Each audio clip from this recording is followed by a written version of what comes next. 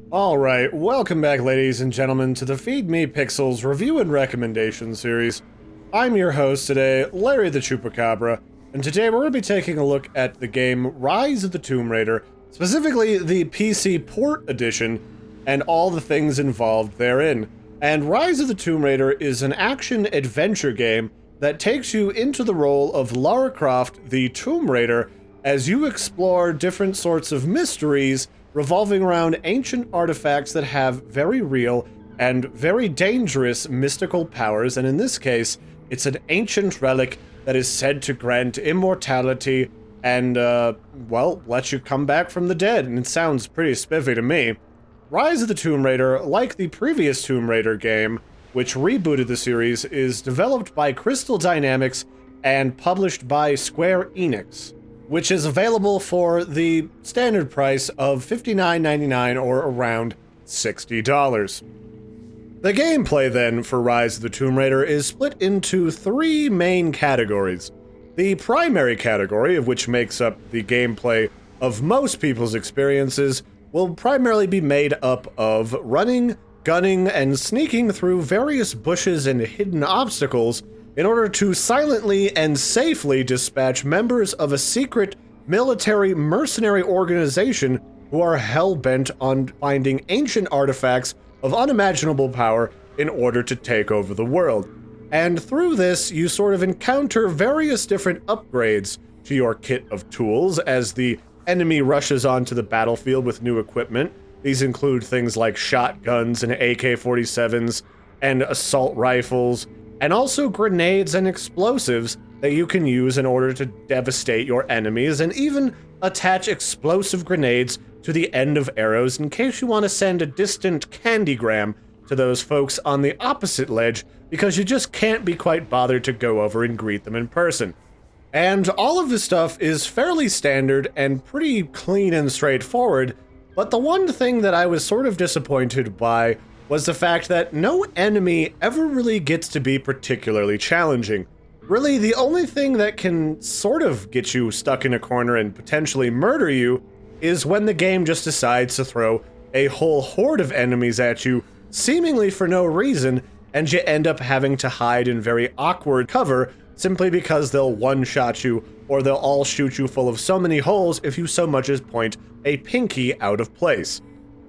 The next category of gameplay that fills up a lot of Rise of the Tomb Raider is the survival aspect. Rise of the Tomb Raider and its predecessor, the reboot for the Tomb Raider franchise, both had something that I refer to as a pseudo-open world sort of environment where you have to go out and hunt various animals, gather various resources in order to build your own ammo, accentuate and upgrade your weapons to some small degree in between various missions at different campfires, and to sort of provide that wilderness survival aspect that really makes you feel that not only are you out trying to find ancient artifacts and fight some villainous foe, but you also have this odd sort of survival aspect where you are alone out in the wilderness and you have to find some way to survive, some way to heal yourself, and you gotta have not really street smarts, but wilderness smarts to survive. And while I found a lot of this particular portion of gameplay to be kind of boring and monotonous, it did an okay job of filling in the sort of empty periods as you walked between missions and sort of provided something to kind of keep you busy and also get murdered by the occasional bobcat because of course they want to come in and snack on your head. I mean, our noggins are just so delicious. They're full of book learning and so scrumptious. And of course, last but not least, well, it wouldn't really be a tomb raiding game if at some point you didn't raid a tomb and desecrate all of the stuff that you find inside in order to gain some small minutia of knowledge in order to get further along in the game. So you have to use all the tools that you have gotten, both in climbing and navigating your environment, along with things like weapons, in order to solve ancient rudimentary puzzles and get to some piece of ancient knowledge that can help you do things like improve your archery using an ancient technique used by invading Mongolians. However, despite the sort of flavor and environmental context that a lot of this stuff provides you, especially if you're a little bit of an amateur history buff, some of these sort of puzzles can be really non-intuitive, confusing, and I often had to look up the solution to many of them because they frankly didn't make sense. And by the end of the game, they just sort of threw so many tools at you that you could solve a puzzle in so many different ways that it almost didn't really make it a puzzle and more of just a time waster and sort of something to do if you're one of those people who has to complete every achievement in order to get 100% to a completion, but it really didn't feel like it added a whole lot to the game, and frankly, I just sort of gave up near the end. And the only other thing I'd note about the gameplay is, if you do buy it for PC, I would recommend playing with a controller because even after several patches of the PC's release, I found myself running into an exceptionally large number of control bugs because the game relies heavily, as you traverse the environment, on a set of almost Assassin's Creed-like contextual controls, and well, if you didn't use the controller, they would do things like send you careening off into a chasm because it decided to jump to the left as opposed to going up, which is the direction that you were indicating, and it would do this several times before it would miraculously just stop bugging out. And I even had a couple of boss fights completely bug out on me until I actually restarted the game and booted it back up again. So be careful and maybe avoid the keyboard. Next up, we're taking a look at the story for Rise of the Tomb Raider because, well, it wouldn't be a very interesting Tomb Raider game without a story or an item or an ancient artifact that we're seeking, along with a very strange and murdery nemesis.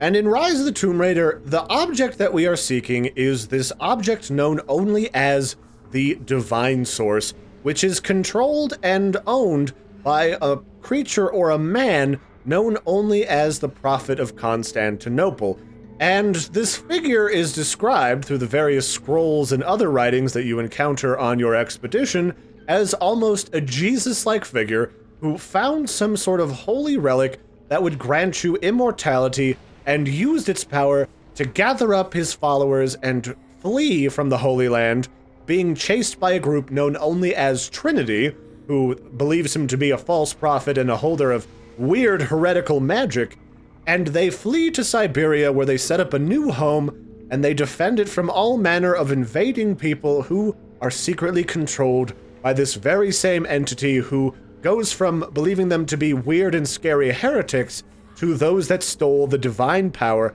that is so rightfully theirs. And on the surface, this sort of story isn't too bad. I mean, if you gotta pick something that everyone is somewhat familiar with in order to draw a foundation for a very sort of real-sounding, almost sci-fi ancient magical relic, then the biblical Jesus is probably not a bad starting point, or at least somebody who sounds awfully similar. But as you go along through the game, you know, things just don't seem to add up. I mean, why would you have this great ancient civilization filled with these immortals that somehow just fell into complete and utter ruin to the point where everyone is barely like an aboriginal trapper living in the woods and living off of the various bits of the land that they can capture and dig up that just grows naturally, and really just not anything close to the height of their civilization, which is lying crumbling all around them, which probably could have been discovered a very long time ago by just about anybody with a satellite pointed at the ground. So the story is okay, but you'll discover that there's quite a few plot holes as you go along, and really it's just there to provide you with some sort of context to keep you moving through the game while you end up shooting ancient immortal Greeks and trying not to have these ancient ruins crumble down around your head as you make things explode in magical bursts of Greek fire. Next up, let's take a look at the graphics for Rise of the Tomb Raider. And if there's one thing I could say about Rise of the Tomb Raider and Crystal Dynamics, is they really do a good job of creating strange yet dramatic scenes of ancient ruins and ancient civilizations that can make you pause for a moment to really take in and appreciate the scene. And all of the graphics are something that you would expect from a modern engine running on either a next-gen console or a modern PC, and everything looks pretty good for the most part. However, like a lot of different modern games, sometimes if you're like your pal Larry, you have to turn off some features like motion blur and some of the more excessive particle effects, because not only can they be distracting, but depending on the sort of frame rates that you run on, even at higher frame rates, things like excessive depth of field and blurs can sort of make you feel motion sick. So that's something to keep an eye out for. But on the whole game is full of a lot of really beautiful scenes, a lot of well-crafted environments, and a lot of really nice textures, and it'll look good, and it runs pretty well, even on slightly outdated PCs, so don't you worry one little bit.